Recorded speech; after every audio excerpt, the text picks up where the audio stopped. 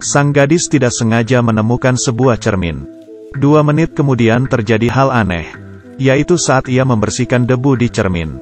Cermin tiba-tiba memancarkan cahaya, dan cahaya ini sangat terang.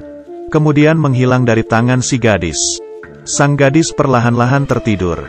Tidak lama kemudian ia siuman. Di saat ia membuka pintu kamar, ia melihat sesuatu dan kaget. Kamarnya menjadi pondok jerami. Ia kemudian berlari melewati pintu lainnya. Setelah membukanya, pondok jerami itu menjadi dapur. Ia pun langsung membuka jendela. Hal ini masih seperti biasa. Kemudian ia keluar melalui jendela. Hal aneh pun terjadi lagi. Kali ini bukannya jatuh ke tanah tapi malah di atas atap rumah. Kemudian di luar hujan dan ada petir. Hal ini membuatnya ketakutan. Saat itu ia melihat ayahnya sendiri. Ia pun berteriak untuk meminta tolong. Tapi mau sekeras apapun ia berteriak, orang yang berada di luar pun tidak mendengarnya. Hanya melihat ekspresi mereka yang panik keluar masuk. Sang gadis pun mulai panik. Melihat sekeluarga yang sibuk mencarinya.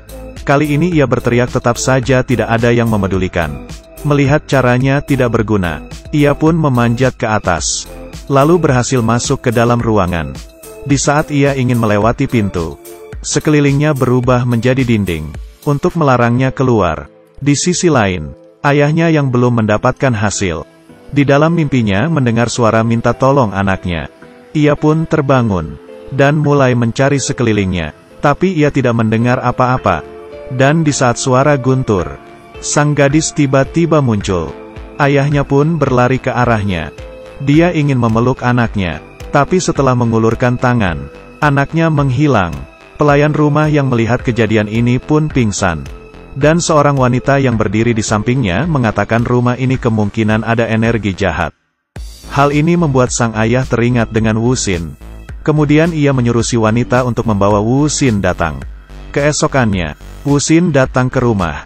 Setelah memutarinya, dengan cepat ia mendatangi kamar sang putri. Wu Xin pun langsung menemukan cermin di atas meja. Sang ayah mengatakan cermin itu adalah harta keluarganya. Karena semalam teman baiknya sangat ingin membelinya. Sang ayah pun menolaknya. Keduanya karena hal ini pun bercekcok. Lalu membuat cermin itu terjatuh dan pecah. Setelah kaca itu terjatuh, ditahan oleh Su Tao. Ternyata nama anaknya adalah Su Tao. Melihat barang keluarganya yang pecah, ia pun tidak tega untuk membuangnya. Kemudian ia menggabungkan pecahan cermin. Di saat ia meletakkan cermin di telapak tangannya, hal aneh itu pun terjadi. Setelah Wu Xin mengerti situasinya, ia tahu bahwa kehilangan Su Tao dan cermin ini ada hubungannya. Ia pun meneteskan darahnya ke atas cermin. Darah ini membuat Su Tao yang berteriak minta tolong. Dan Wu Xin menanyai situasi Su Tao. Mengetahui kamar Su Tao sekarang terjadi banjir. Di saat Su Tao mau tenggelam, Wu Xin menghapus darah di cermin. Kemudian kembali normal. Wu Xin menanyai Su Tao berada di mana. Ia mengatakan dia juga tidak tahu. Hanya saja tempatnya sama seperti dengan yang ia tinggal. Dan semua barang terbalik. Wu Xin panik. Lalu temannya pun datang. Liu Li mengatakan rahasia mengenai kaca tersebut ke Wu Xin. Ternyata cermin itu adalah cermin penyimpan iblis.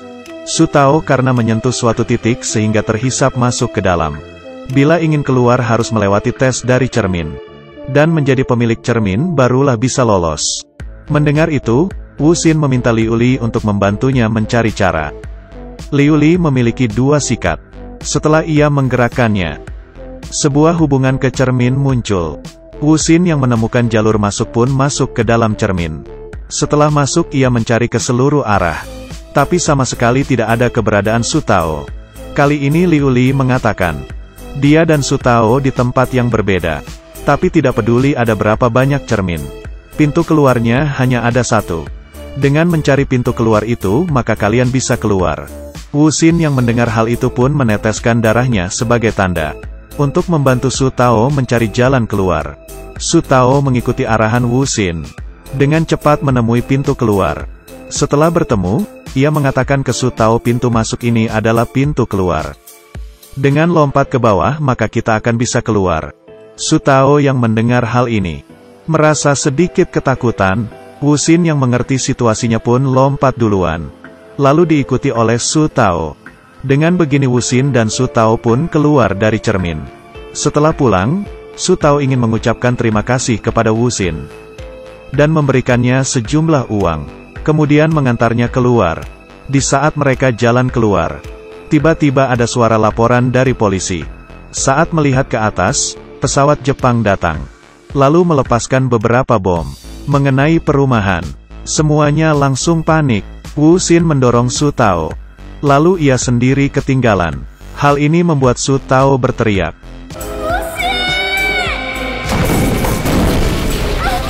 Ledakan ini meledak sangat besar. Dan sang wanita juga menahan Su Tao untuk sementara pergi dari sana. Mau tahu kelanjutannya seperti apa? Akan diceritakan di lain waktu. Cerita kali ini sampai di sini dulu. Teman-teman yang suka jangan lupa tinggalkan komentar dan juga tekan tombol sukanya. Kita ketemu lagi di selanjutnya.